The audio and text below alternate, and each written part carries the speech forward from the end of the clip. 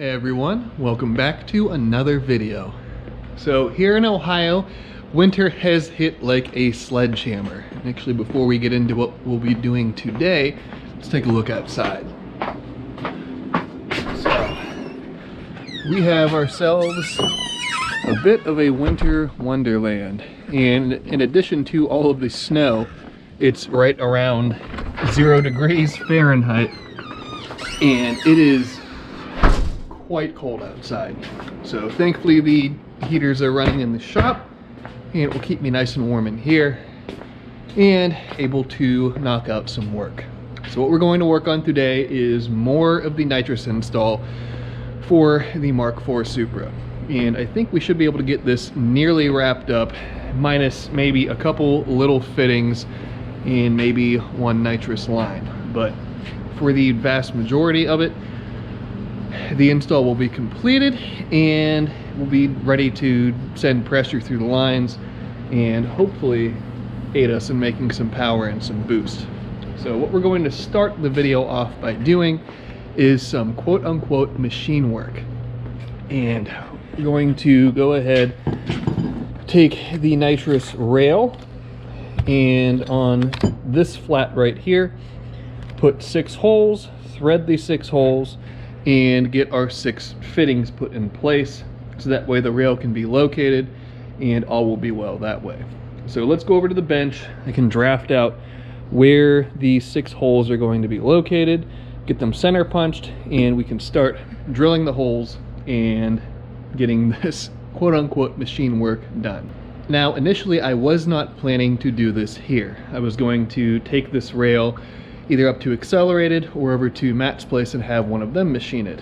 But the other day I came in and I got bored and I threaded the small hole M6 by 1.0 and the large hole is threaded 8th NPT. So if the 8th inch hole, the 8th inch NPT holes, if those are messed up, the rail is already kind of mulched and kind of destroyed at this point. So why not use this as an opportunity to play machinist without machinist tools and punch 6 holes in it, see if I can't get this knocked out effectively and appropriately. And worst case, it doesn't work, I order another piece of rail stock and go with my tail tucked between my legs over to Matt's or up to Accelerated to have those guys knock it out.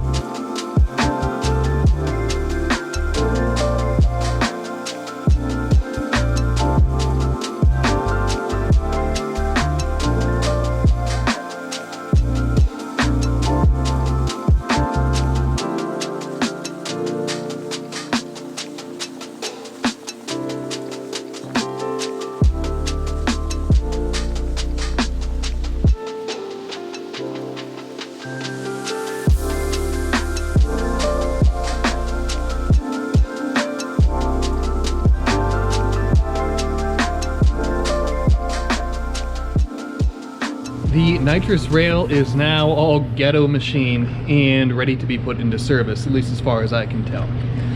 So we have all 6 of the fittings put in place here. 1, 2, 3, 4, 5, and 6.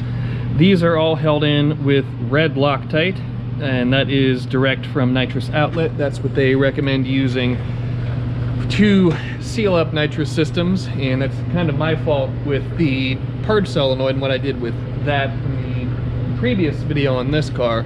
I might end up pulling that back apart and changing out the thread tape that I used for Loctite, as the concern with thread tape is if it gets in a solenoid can hang open and you can either be spraying the car all the time or you can be venting nitrous off through the purge solenoid when you don't want to. But this is all together with Loctite, and what I did is I have my normal 5/16 24 tap here, and then I bought a second one and actually made a bottoming tap. And the way I did that is I just ground the nose of the tap off. I'm not sure if you guys can see or not, but the threads don't really start until about right there where my nail is, as opposed to this tap that I made that is threaded the whole way down. So I did that just to make sure I was able to get the threads the whole way down into this rail as I was making it, and it seemed to work out perfectly fine the way that I did it. And then when I got all the holes made and everything put into place, I also came in and I made this ghetto ream, which is just a circular wire brush I cut the end off of and put in my handy Milwaukee drill here. So got everything cleaned out, sprayed out, should be ready to go and should be ready to put into service. So I'm waiting on my flaring tool to come in that is set to arrive today. But in the meantime, while we're waiting on that, and I can't really do anything else with the rail or the lines, why don't we go ahead and finish running the nitrous line from the bottle in the car up to the solenoid set underneath of the cowl panel. Now I did have one other fitting that came in just to get the line ran in a little bit more advantageous way.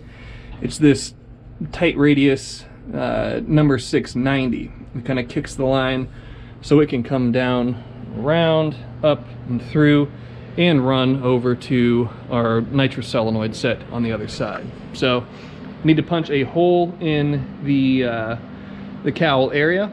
So I'll pull the panel out. I can punch the hole in the sheet metal, get it all tailored up and ready to accept the line, put a grommet in place, so on and so forth, and then get the line ran over to the solenoids, and that portion of this install will be completed.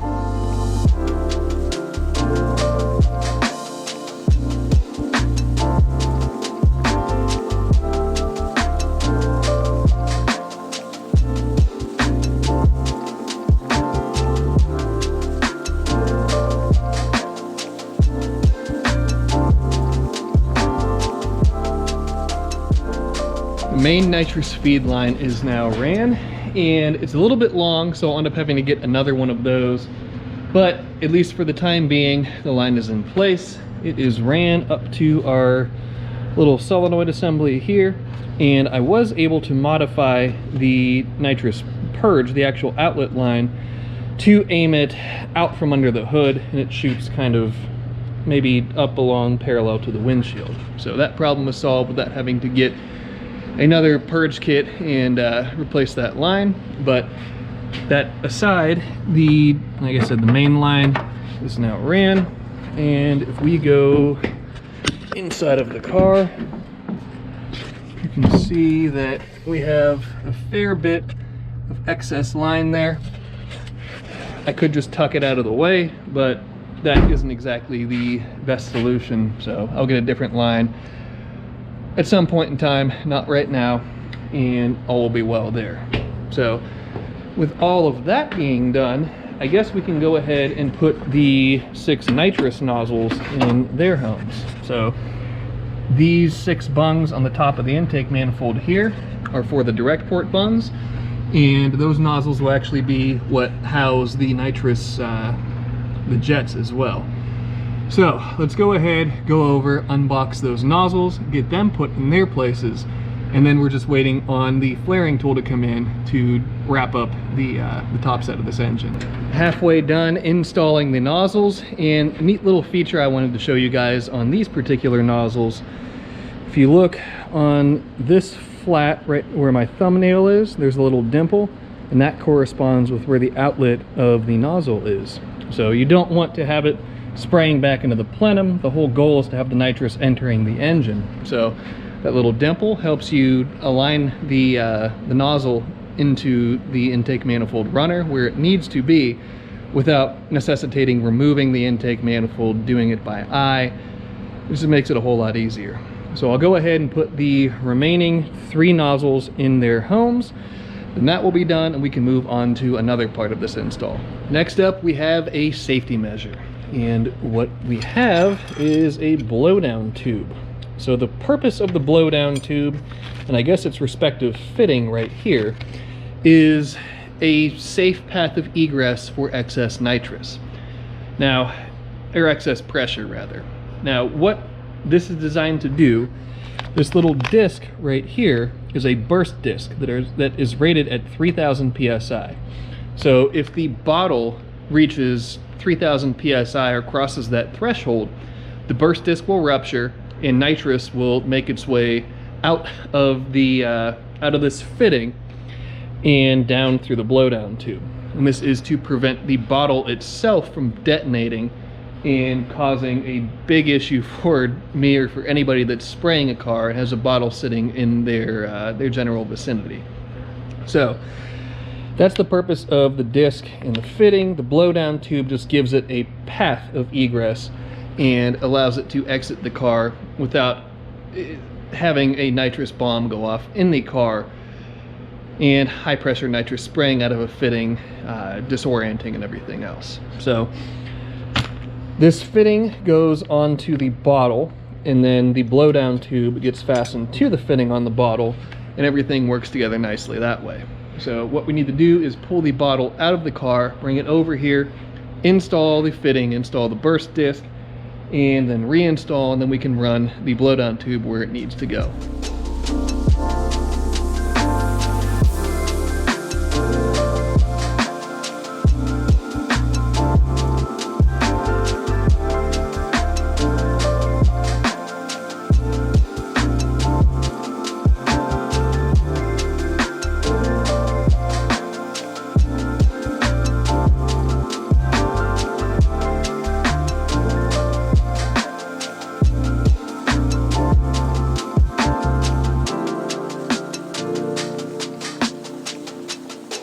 The blowdown tube is now roughed in.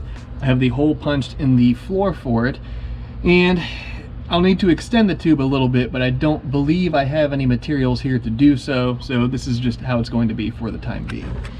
So the tube comes off of what I believe is called the NHRA fitting, which is the fitting coming out of the neck of the bottle. 90s down, comes down here and aims right at the floorboard where you guys saw me punch the hole in with the hole saw. So this is done for the time being, at least until I can get a piece of tubing to extend the blowdown tube, but at least the general form of it is done. I mean, I didn't really do anything for it, but it's in place, and I just need to get a little bit of extra tubing to extend it down and out of the car, because right now it would still blow a plume of nitrous on the inside of the car, and not exactly what I'm looking at. Or not exactly what I'm looking for. To kill a little bit of time while I'm waiting on the flaring tool to come in, I am installing this little fitting right here, which is just a number 6 female, number 6 male with 2 8th NPT ports in it. And I'm using this to put the actual mechanical gauge on the bottle side, so that way whoever's putting the bottle in the car can see the pressure. Just kind of a redundant system that way. But the thing that's kind of cool that I just noticed is if you look at the face of this gauge, it isn't quite white. It's a little bit off. And if I put it down here in the dark, we actually have a glow-in-the-dark gauge. And I'm assuming that is just a piece of standard issue equipment for nitrous outlets, nitrous systems. But I'm a nerd for glow-in-the-dark stuff, and I thought that was pretty cool. So I can go ahead now, put some Loctite on the 8th NPT plug on the threads on the gauge, get everything tightened down, everything in position and in place where it needs to be, and then the waiting game continues for this flaring tool so I can actually start on the hard lines for the direct port. Well, I've waited around all day for the tube flaring tool to arrive, and it still shows that it is out for delivery, but it's late here now and I have some other things I need to do this evening. So I'm going to get out of here for today, and hopefully the Murphy's Law will kick into effect, and as soon as I leave here, that flaring tool will be delivered.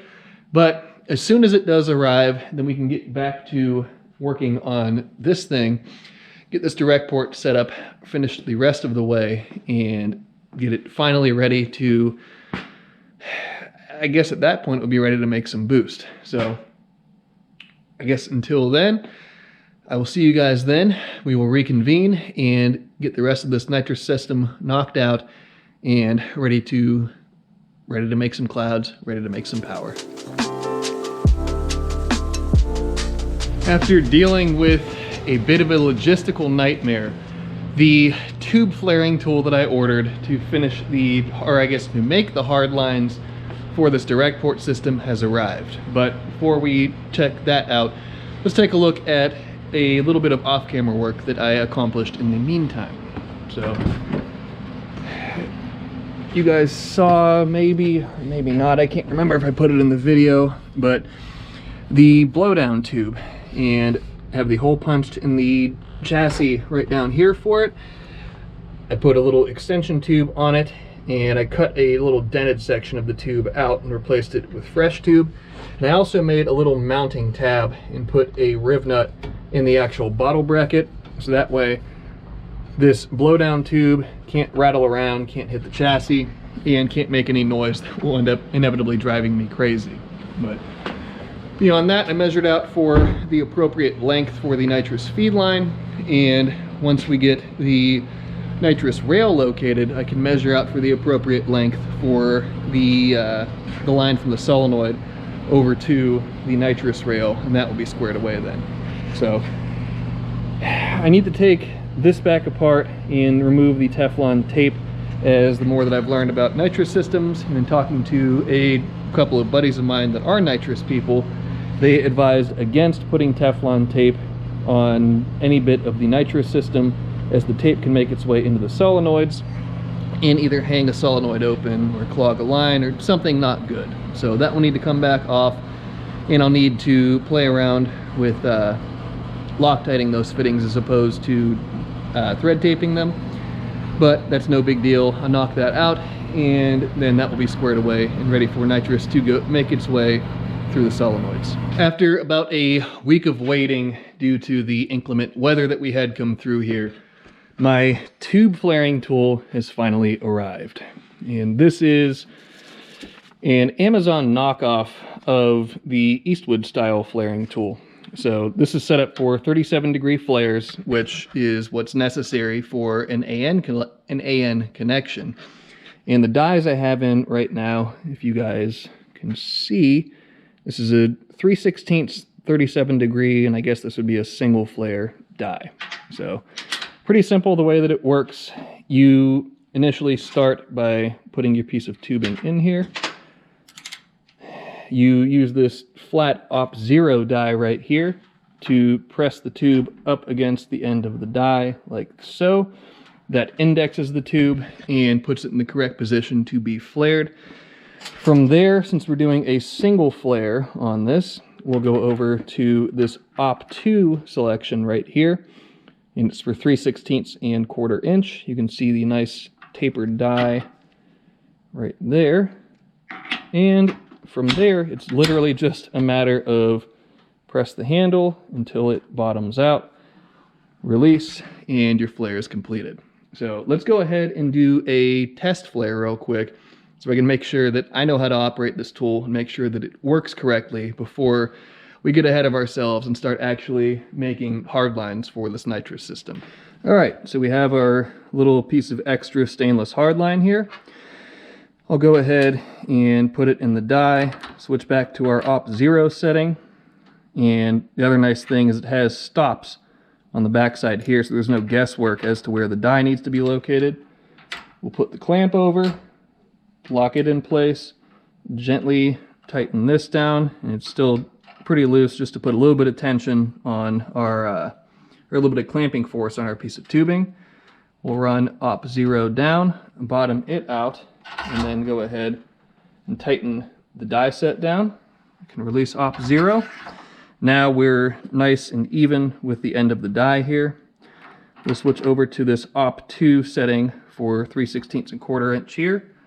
And then literally it's just press over until it stops, release, And loosen our clamp up, pull the pin, rock this out of the way, pull the die off, and right there we have a beautiful 37-degree single flare that will work perfectly to connect to the AN fitting for the nitrous system. So now that we know that the flaring tool works and that I know how to use it, the only thing left to do at this point is to start making the hard lines for this nitrous system. So we already have our nozzles in the intake manifold where they need to be.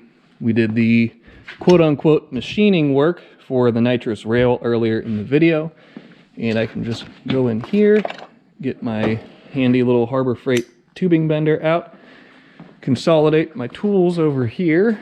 So we obviously have the flaring tool, the tube bender, and the tube cutter. And we are ready to start on these lines. So let me go ahead and pull the stainless hard line over and we can start fitting this stuff up, get the rail located, and make hopefully pretty quick work out of all these hard lines.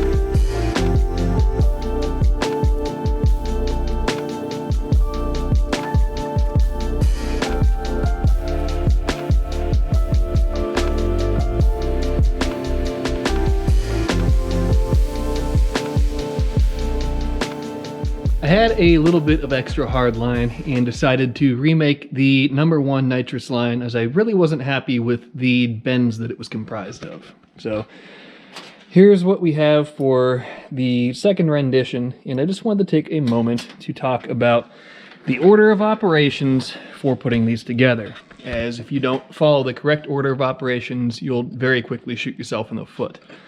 So what I'm talking about is with these lines, you have the little sleeve and you have the nut that need to go on here. And they need to go on in a specific order and in a specific orientation. So let me set you guys down and I'll show you what I'm talking about. So we have our piece of tubing here and we have our sleeve and nut. So in putting these together, after you have your bends and everything else all done and you're ready to put the flare on, the first thing that needs to go on is the nut. And it needs to go on in a specific orientation. The threads need to face the outside of the tube. So you can see there's this side here that has a shoulder, this side that does not. The side that does not needs to face upwards, or in this orientation face upwards, or in the direction that it will be fastening onto. So we'll slide our nut on, and then we need to put the collar on. Now the collar has a tapered side and a straight side. And the tapered side sits at the wider end of the little collar.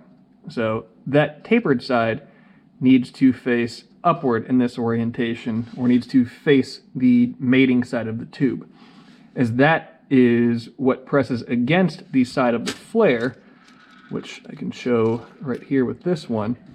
That's what presses on the edges of the flare.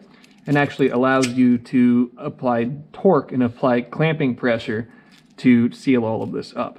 So you want to make sure you put those components on before you do your flare, because as evidenced by this side here, no matter how hard I pull, how hard I tug, anything else, you can't get these pieces around the side of the flare.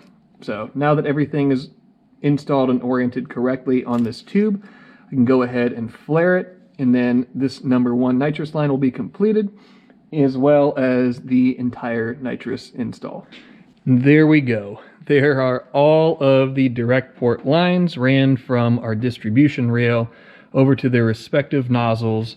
I put the smallest jets that I had, or that came included with the kit, in for right now. I think it should equate to a 75 shot, the way that they have it listed on the jetting chart. So can always go up from there, but 75 should be enough to, at least it's a good starting point. So I misspoke a moment ago. We're not finished with the complete install, as I need to figure out the correct length for the feed line going from the bottle up to our nitrous solenoid. As if you guys remember from earlier in the video, the line that came with the kit is far too long, and I'd like to get one that's better tailor fit to the length that I need.